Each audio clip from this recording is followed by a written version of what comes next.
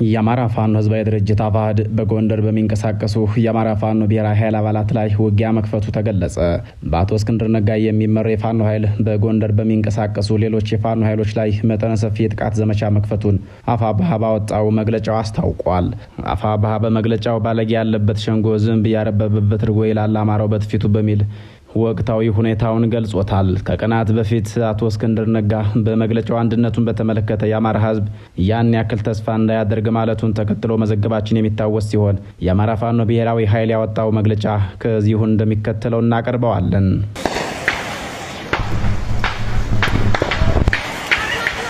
ተጠጋ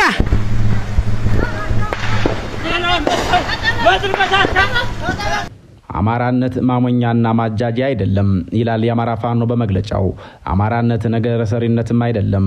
አማራነት በብሪት ወንድም ላይ መቆም መሪያም አይደለም። አማራነት የውጭ አልጋነት የውስጥ ቀጋነትም አይደለም። አማራነት እኔነትና ጸረ ህዝብነትም አይደለም። ቅሉ አማራነት የህዝባችን የማይናወጽ ከልደት እስከ ሞት የሚኖርበት የሚመራበት ህጉ፣ ስርዓቱ፣ እሴቱ፣ ባህሉ፣ ሃይማኖቱ፣ ታሪኩ፣ ጀግንነቱ፣ ጥበቡ፣ እውቀቱ፣ ፍልስፍናውና መሰል ድርብርብ መገለጫዎች እንደ ነፍስና ስጋ ዋህዶ የያዘ ሐሳብ ነው። በዚህም አማራው አማራነቱን ቅን ገር ህሊና ላላቸው አካላት ሁሉ ያለ ንፍገት ሲያድል አማራ ለሆነው ከአማራነት የነጠፉ አላዋቂዎች፣ ሆዳሞች፣ ባንዳዎች አማራውንና አማራነትን የበደሉትን ያህል የበደለ የለም ቢባል ማጋነን አይሆንም። ምክንያቱም ጸረ አማራ ኃይሎች ህዝባችንን ለማጥፋት የሚጠቀሙት እንደዚህ ያሉትን ጠማማ እጀታዎች ነውና አማራ ሆነው ከአማራነት ጥልቅ እሳቤ ያልተጸነሱና ከአማራ ሰፊ ውቅያኖስ ያልተቀዱ አካላት ሆድ እንጂ አእምሮ የላቸውም። የሚጮሁበት አፍ እንጂ የሚያዳምጡበት ጆሮ የላቸውም። ደረቅ ንግግር እንጂ በእውቀት ላይ የተመሰረተ አመክንዮም የላቸውም። እነዚህ አካላት ከትናንት የአርበኝነት ታሪካችን እስከ ዛሬዋ የህልውና ትግላችን ብቻ ሳይሆን እስከ ዓለም ፍጻሜ በባንዳነት፣ በሆዳምነት፣ በድንቁርናና በሴራ ባስመሳይነት የሚኖሩ የትውልድና የታሪክ አራሙቻዎች ናቸው። በህልውና ትግላችን ላይ የሚያላግጡ የሚያስሩ፣ በተላላኪነት የሚሰሩ ሚሊሻ፣ አድማ ብተና፣ ፖሊስ፣ ካድሬና የመከላከያ ወታደራዊ መኮንኖች አማራዎች መኖራቸው ዓለም ያወቀው ፀሐይ የሞቀው ሀቅ ነው። በግልጽ አማራነትን ከሚታገሉት አማራዎች ባሻገር ለአማራነት ለመታገል ወጥቶ የህልውና ትግላችንን ለማቀንጨር የሚታትሩ በወደረኛነት ከተገለጠው ጠላት ጋር የሚናበቡ አካላት መኖራቸውን ስንመለከት ውስጣችን በጽኑ ይደማል።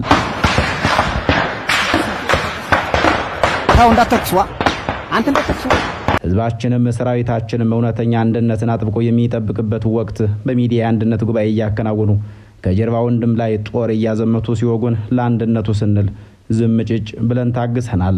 ጉዳዩ በየዕለቱ መልኩን እየቀየረና ፍጹም አውዳሚ ያካሄድ በተከተለ ከጠላት ጋርም በተናበበ መልኩ ጥቃቶች ተጠናክረው ቀጠሉ።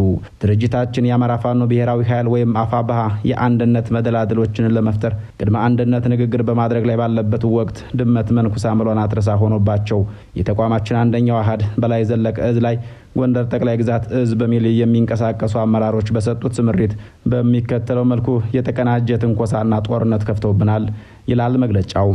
በላይ ዘለቀ እዝ መይሳው ካሳ ሁለተኛ ኮር ፊት አውራሪ ገበየው ክፍለ ጦር የሰራዊት አባላትና ቤተሰቦች ላይ ከነሐሴ 20 ቀን 2017 ዓ.ም እስከ መስከረም 7 ቀን 2018 ዓ.ም ድረስ በቁጥር ከ32 በላይ አባወራዎችን አስረው ልጆቻችሁ ወደኛ እንዲገቡ አድርጉ በሚል ጫና ይህንን ትዕዛዝ አልፈጽምላቸው ሲሉ እያንዳንዱን አባወራ ሰውነቱ እስኪቆስል ገርፈው ከ200 ሺህ ብር እስከ 500 ሺህ ብር አስከፍለው ለቀዋቸዋል።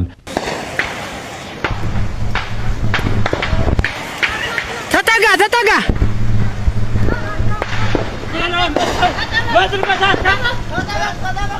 ከዚህ መሰል አስነዋሪ ድርጊት ይታቀባሉ በሚል ተስፋ የአንድነት መንገዳችን ላይ እንቅፋት እንዳይፈጥር በሚል አፍነን በውስጥ ለመፍታት ያደረግነው ጥረት ካለመሳካቱን ባሻገር መስከረም 8 ቀን 2018 ዓ.ም የበላይ ዘለቀ እዝ ዳግማዊ ቴዎድሮስ 5ኛ ኮር ዞዛምባ ንጉስ ክፍለ ጦር የፋይናንስ መምሪያ ኃላፊውን ጨምሮ 3 ጓዶቻችን በእናት መልዛ ከተማ ላይ በቴጌታይቱ ክፍለ ጦር የጠቅላይ ግዛቱ ከፍተኛ አመራሮች እጅ በቀጥታ ተረሸኑብን።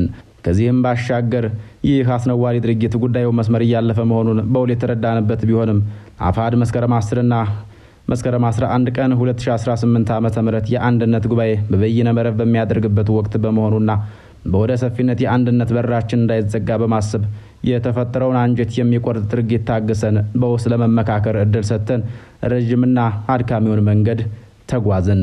እንደ ድርጅትም ጥያቄዎቹን በውስጥ አቅርበን እንደሚታረም ተነጋግረን ለማሳለፍ ሞከርን። ከዚህ በኋላ ነው የጠቅላይ ግዛቱ አመራር በሆነ ግለሰብ አማካኝነት ከሚካኤል ደብር እስከ ጎንደር ያለውን ሌባና አጽዳለን የሚል ማብራሪያ በጣና ሳተላይት ቴሌቪዥን የተሰጠው። ሌባና አጽዳለን በሚል ሰበብ ምክንያት የተቋማችን አፋብኃ በላይ ዘለቀ ዕዝ ዳግማዊ ቴዎድሮስ 5ኛ ኮር አባላት ላይ እንዲሁም መስከረም 10 እና መስከረም 11 ቀን 2018 ዓ.ም በአፄ ኢያሱ ክፍለ ጦር ሰራዊት ላይ ለሁለት ተከታታይ ቀናት ትንኮሳና ጦርነት ከፈቱ።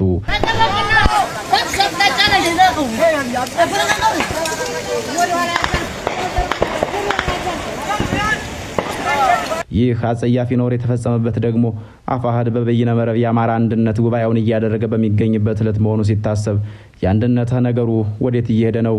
አንድነትስ ምንድነው? አንድ መሆን እስከ ማን ጋር ነው ብለን ለመጠየቅ እንገደዳለን። አንድነት ቀይ መስመራችን ነው፣ አንድነት ከሞላ ጎደል ጨርሰናል፣ የሚቀረን መሬት ላይ ካለው ኃይል ጋር ነው የሚሉ የሚዲያ ዲስኩሮች አንድ መሆንን የጨረሱት ከማን ጋር ነው እንዴ የሚል ተጠየቅ ስናነሳ ምላሹ ማጣፊያው የሚያጥረው ጉዳይ ሆኖ ይገኛል። ሌላው አንድነት ፈላጊነታችንን በፍጹም ወንድማዊና አማራዊ በውስጥ እንፍታው ልምምጣችን እንደ ጅል ቆጥረው ጉዳዩን ከመደበኛ ጠላት ጋር በተቀናጀ መንገድ ከመስከረም 13 ጀምሮ እስከ ዛሬው ዕለት ድረስ በድርጅታችን አፋብኃ በላይ ዘለቀ ዕዝ መይሳው ካሳ 2ኛና ዳግማዊ ቴዎድሮስ 5ኛ ኮር ላይ ትንኮሳዎችና ጥቃቶች ቀጥለው ይገኛሉ። ከምንም በላይ ደግሞ መስከረም 15 እና መስከረም 16 ቀን 2018 ዓ.ም በዳግማዊ ቴዎድሮስ 5ኛ ኮር ታድሎ ብርሃን ክፍለ ጦር ጎንደር የበጋሻው ክፍለ ጦር ወንድሞቻችን ላይ የተቃጣ የመከላከያና የጎንደር ጠቅላይ ግዛት ዕዝ የሴራ ጠንሳሽ መንገድ መሪ አመራሮች ቅንጅት ጥቃት ታሪክ ይቅር የማይለው ክህደት ነው። ከዚህ በተጨማሪም በተለያዩ ቦታዎች የታችኛው የሰራዊት አመራሮችና የሰራዊት አባላት አንድ መሆን አጥብቆ ሲጠይቃቸው በአንድ በኩል አንድነቱን ጨርሰናል፣ አመራሮችንም ሰይመናል፣ በቅርቡ በሚዲያ እናሳውቃለን፣ እስከዚያው ግን ጥቂት ጠብቁን የሚሉ ማጭበርበሪያዎችና የማደናገሪያ ሀሳቦች የሚሰጡ ሲሆን በሌላ በኩል ለኩይ ስራቸው ቀረብ ያሉትን ወንድሞች አንድ እንዳይሆን እያደረጉ የሚገኙት የአፋብኃ አመራሮች ስለሆኑ ሰራዊታቸውን ማፍረስ አለብን የሚሉ ጸረ አንድነት መርዛማ ሀሳቦችን በመርጨት ከህልውናው ትግላችንም ከአንድነትም ሊያዘገዩን ከኋላ ሆነው የመጎተት ስራዎችን በመስራት ላይ ይገኛሉ። በውጭም በውስጥም የምትገኙ የህልውና ትግላችን ደጋፊዎች የአማራ ፋኖ ብሔራዊ ኃይል ምኒልክ ዕዝ እየፈጸመ የሚገኘውን የአርበኝነት ደማቅ አሻራ በሆነው ጀብድ በጎ ቅናት ተነሳስቶ ጠላት ላይ የተባበረ ክንድ ማሳረፍ ሲገባ ክረምቱን ጎንደር ላይ የገባውን ሰራዊት መቆሚያ መቀመጫ ሳጥቶ የከረመውንና አሁንም ጠላት ማዕከል ያደረጉትን የታቀዱ ውጊያዎች ለማድረግ በሚንቀሳቀሰው የተቋማችን አንደኛው በላይ ዘለቀ ዕዝ ላይ የተደረገው በርካታ ቀናትን የዘለቀውና ለአንድነቱ ሲባል በወደ ሰፊነት የታለፈው ነገር ግን በፋኖ ስም የሚንቀሳቀስ የትኛውም አካል የጠላት ኃይል ላይ በሚረባረብበት ወቅት እንዲህ ያለው ከጠላት ጋር የተናበበ ጥቃት የአጋጣሚ ሳይሆን የታቀደና የታሰበበት ስለመሆኑ የትንኮሳዎቹና የጥቃቶቹ ተከታታይነት ሕያው ምስክር ናቸው። አሳዛኙ የሴራ ድር እንደሚያሳየው ከወለላ ባህር ከጋይንት እስከ ክምር ድንጋይ ከአጊሳና ከብናት የተወጣጡ ውስን ወንድሞች ለኬላ ስራ ነው ምንሄድ በሚል ማጭበርበሪያ ወንድሞቻችን እንዲወጉ የታዘዙት እውነትን የሚሹ አማራ ጓዶች አፈሙዜን ወንድሞች ላይ ሳይሆን እንዲህ ያሉ እኩይ ሴራ ላይ የማገዳችሁኝን እናንተን እፋለማለሁ በሚል ሰራዊቱ ከእውነትና ከወንድሞቹ ጋር በይፋ መቀላቀሉን አጠናክሮ ቀጥሏል። ከምንም በላይ አንድ ጉዳይ አንድ ዓላማ ይዘን ነገር ግን የሴራ ገመድ በሚሸርቡ አካላት ትግላችንን ከመጎተት ተላቀን አንድ እንድንሆን ለአንድነት የከፈልነውን ዋጋ አጠናክረን እንደምንቀጥል እየገለጽን ትግላችን ለመበተን የሚሰሩ አካላትን አሽቀንጥረን ጥለን አንድ እንድንሆን ለአንድነት ውድ ሕይወታቸውን በከፈሉ ሰማዕት ስም ጥሪያችን ማቅረብ እንፈልጋለን ብሏል መግለጫው።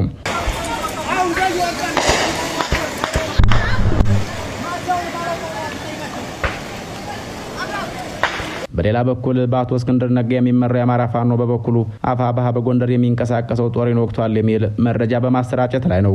ሁለቱም የፋኖ አደረጃጀቶች እርስ በርሳቸው በመወነጃጀል ላይ ሲሆኑ ምንም እንኳን አቶ እስክንድር ነጋ ከአሁን ቀደም አንድነቱን በተመለከተ እምብዛም ተስፋ ማድረግ እንደማይገባ የገለጸ ቢሆንም ሌሎች የአፋሕድ አመራሮች በበኩላቸው አንድነቱ በጥሩ ሁኔታ ላይ እየሄደ መሆኑን በማሳወቅ ላይ ናቸው። በአንድነቱ ዙሪያ ገለልተኛ አስተያየታቸውን የሚሰጡ ተንታኞች በበኩላቸው እስክንድር ነጋ ራሱን ከፋኖ ኃይሎች ካላስወገደ በአማራ ክልል በሚንቀሳቀሱ የፋኖ ኃይሎች ዘንድ አንድነቱ በቀላሉ ይመጣል ማለት ከባድ እንደሚሆን ያስቀምጣሉ። የሁሉም የአማራ ልጆች ወቅታዊና አንገብጋቢው ጥያቄ ሆኖ የቀረበው ጉዳይ ደግሞ የአማራ ፋኖ አንድነቱን ሆኖ ማየት የሚለው ጉዳይ ነው። በእርግጥም አንድነት ኃይል ነውና ይህ አንገብጋቢ የአማራ ልጆች ጥያቄ በቶሎውን መሆን ቢችል ለአማራው ሕዝብ የህልውና ትግል ስኬት እጅግ በጣም ወሳኝ እርምጃ መሆኑ ይታወቃል። ነገር ግን አሁን ላይ ከፊት የሚገኘው ወሳኙ ጥያቄ ይህ የአማራ ፋኖ አንድነት እንዴት ሆኖ ሊመጣ ይችላል የሚለው ነው። ነው። ይህ ጥያቄ በአግባቡ መመለስ ላይ በቁም ነገር መስራት ይገባል ይላሉ በርካቶች። ብዙ ሰዎች የአማራ ፋኖ አንድነት በሚፈለገው ፍጥነት አልተፈጠረም ብሎ ከልብ የሚያዝኑ አሉ። እውነት ነው። አንድነቱ ለአማራ ሕዝብ የህልውና ትግል ስኬት ሊኖረው የሚችለው ድርሻ በጣም ወሳኝ ነው። ይህ ለሁሉም ግልጽ ነገር ነው። ይሁን እንጂ እጅግ በጣም ወሳኙ ጥያቄ አንድነቱ እንዴት ሊፈጠር ይችላል የሚለውን በአግባቡ የሚገነዘቡ በጣም ጥቂቶች መሆናቸው ከልብ የሚሻው አንድነት እውን እንዳይሆን ትልቅ እንቅፋት ሆኖ ቀርቧል። እንደናንተነሽ ፈሩ ያሉ ጸሐፍት የአማራ ፋኖ አንድነት የሚረጋገጠው መርህን በመከተል ብቻ ስለመሆኑ ያነሳሉ። ከ20 ዓመታት በፊት ስለ ኢትዮጵያ ፖለቲካ ሁኔታ በጽሞና የታሰበ እንደሆነ መሰረታዊ ችግሮች እንዳሉ መገንዘብ ይቻላል። የመጀመሪያው መሰረታዊ ችግር የትህነግና ኦህዴድ ወይም ኦነጋውያን ድርጅት ርዕዮተ ዓለማቸው ሙሉ በሙሉ ጸረ አማራና ጸረ ኢትዮጵያ መሆኑ ሲሆን፣ ሁለተኛው ወይም ቀጣዩ ችግር ደግሞ ትህነግና ኦነጋውያን ድርጅታዊ ርዕዮተ ዓለማቸውን ለማሳካት ሲሉ በአማራው ሕዝብ ላይ የሚያደርሱት የጥፋት ጉዞ ነው። ይህ የጥፋት ጉዞ የአማራን ሕዝብና ኢትዮጵያን እጅግ በጣም ውድ ዋጋ የሚያስከፍል ነው። ሶስተኛው ችግር ራሱን የዲሞክራሲያዊ ኃይል ወይም የአንድነት ኃይል ብሎ የሚጠራው ስብስብ ነው። ይህ ስብስብ ሰፊ የህብረተሰብ ክፍል የሚሸፍን ቢሆንም ተቻችሎ የመስራት ባህሪና የፖለቲካ ልምምድ ችግር ያለበት መሆኑ ትልቅ ማሳያ ናቸው ይላሉ። በእርግጥ ብዙ የፖለቲካ ሰው የውስጥ ችግር አፈታት ስልቱና ተሞክሮ የለውም። የድርጅት መሪ የሚባሉትንም ቢሆን የውስጥ ችግር አያያዝና አፈታት ስልት ራሱን የቻለ ሰፊ ንድፈ ሀሳባዊ ጽሑፍ አዘጋጅቶ አባላቸው ሰፊ የፖለቲካ ግንዛቤ እንዲያገኙ ስለማያደርጉ እምብዛም ችግር አይሆንም። ከነዚህ መካከል አንዱ እስክንድር ነጋና ደጋፊዎቹ ናቸው። እስክንድር ነጋ የሚከተለው ርዕዮተ ዓለም ዲሞክራሲያዊና አንድነት የሚለው ሲሆን በርካታ ድርጅቶችን በመገንባትና በማፍረሱ ረገድ የሚታወቅ በመሆኑ ፖለቲካዊ ችግሮችን የመፍታት ባህሉ ያን ያክል ነው ይላሉ። የዲሞክራሲያዊ አንድነት ኃይል የሚባለው ሁሌም በውስጥ ችግር ሲታመስ ሲፈርስና ሲሰራ የሚውል ድርጅት አድርጎታልም ይላሉ። የአማራ ትግልም ቢሆን ከዚህ መሰሉ ችግር የጸዳ አይደለም። ችግሮች አሉት። ነገር ግን ችግሮችን ለመፍታት ሁሌም መርህን መከተል ተገቢ ይሆናል። መርህ አልባ ትግል ብዙዎቻችን ለምንፈልገው አንድነት አለመፈጠር ምክንያት መሆኑ ብቻ ሳይሆን የአማራ ሕዝብ የህልውና ትግልም መቅሰፍት ጭምር መሆኑ መገንዘብ ይገባል ይላሉ። መርህ ማለት መሪ ሀሳብ ከታሰበው ግብ የሚያደርስ አስተሳሰብ ማለት ሲሆን የአማራ ፋኖ አንድነቱን ለማድረግ መነሻ መሰረቱ ፋኖነት መሆን እንደሚገባው የሚተነቱንም የዚያኑ ያክል ናቸው። ፋኖነት ሲባል ግድያን፣ መድሎን፣ ኢፍትሐዊ ድርጊትን በመቋቋም ማመጽ አሻፈረኝ ማለት እንደሆነም ይተረጉማሉ። ፋኖነት ማለት የአማራን ወጣቶች ወይም ህዝብ በትህነግና ኦህዴድ ወይም ኦነጋውያን ጽንፈኞች እየተካሄደበት ስላለው አስከፊ የዘር ፍጅት፣ ማፈናቀል፣ ማሳደድ፣ ሀብት ንብረት ዘረፋና ወከባን በፖለቲካዊ ማንቃት፣ ማደራጀት፣ ማሰልጠን፣ ማስታጠቅና ታግሎ ማታገል ናቸው የሚሉት ነጥቦች ያጎሏቸዋል። እነዚህ ሂደቶች የፋኖ ህልውና ትግል መመሪያዎች ወይም መርሆች ሲሆኑ በእነዚህ መርሆች ውስጥ አልፎ ታግሎ መሬት ላይ እየታገለ ያለ በተለይም የሚመራው የሰው ኃይል ያለው በአካባቢው የፋኖ መሪ መሆን ወይም የጎበዝ አለቃ ተደርጎ ሊወሰድ ይችላል ይላሉ። በዚህ ሂደት ካለፈ አቶ እስክንድር ነጋ ራሱን የፋኖ መሪ ማድረጉን ያቆማል የሚሉ የእስክንድር ደጋፊዎች በበኩላቸው በአካባቢያቸው የተደራጁ የፋኖ ታጣቂዎች ዓለም አቀፍ እውቅና ያለው የፋኖ መሪ ያስፈልጋቸዋል ሲሉም ይደመጣሉ።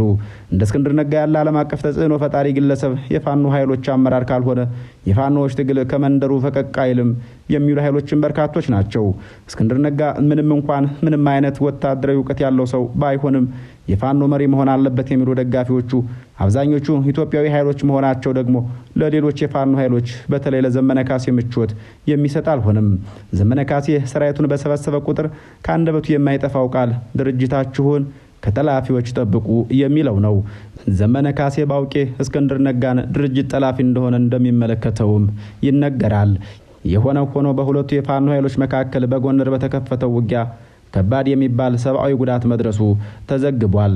ለዛሬ በዚህ አበቃን። ቸር ያገናኘን።